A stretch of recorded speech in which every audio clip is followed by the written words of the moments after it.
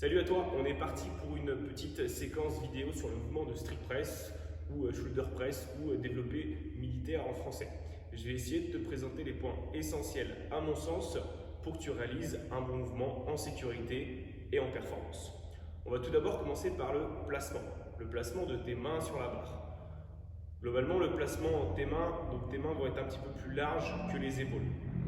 Certains vont être plus à l'aise avec des mains un peu plus larges, d'autres un peu plus serrées. À toi de tester, essaie de voir la position qui te convient le plus, celle où tu ne ressens pas de douleur et tu te sens plus à l'aise pour venir développer la charge au-dessus de la tête. Ensuite, on va parler du positionnement de tes coudes.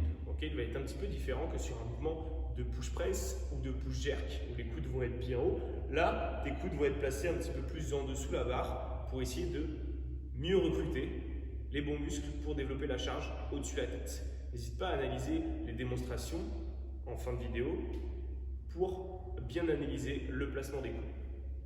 Ensuite, on va parler de tes poignets.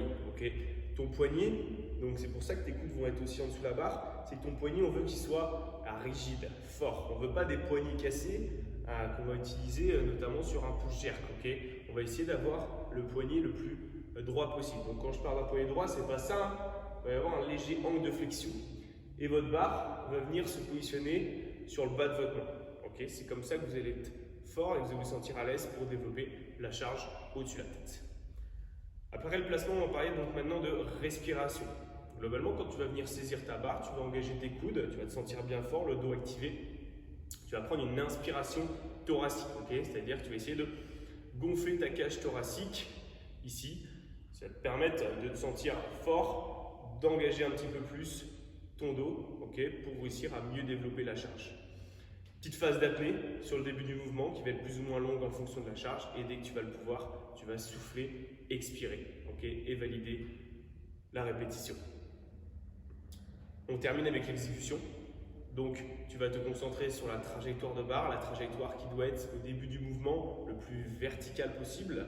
Pour ça, tu vas essayer vraiment de reculer ta tête, rentrer ton menton pour éviter que ta tête soit un obstacle à la trajectoire. Donc une trajectoire bien verticale sur le début du mouvement. Et ensuite, pour valider la répétition, automatiquement, tu vas devoir amener la charge un petit peu en arrière, au-dessus de tes épaules. Pense à ton gainage, engage tes quadris, engage tes fessiers, serre fort les abdos, pour essayer d'être stable. Sens-toi stable aussi au niveau de ton pied, pas de déséquilibre avant-arrière, pour que tu puisses avoir un meilleur engagement musculaire possible au niveau de tes épaules notamment. Je te laisse avec des démonstrations en fin de séance. J'espère que tes conseils te seront utiles. Regarde bien, analyse bien les vidéos et entraîne-toi par la suite. Je te souhaite un bon training.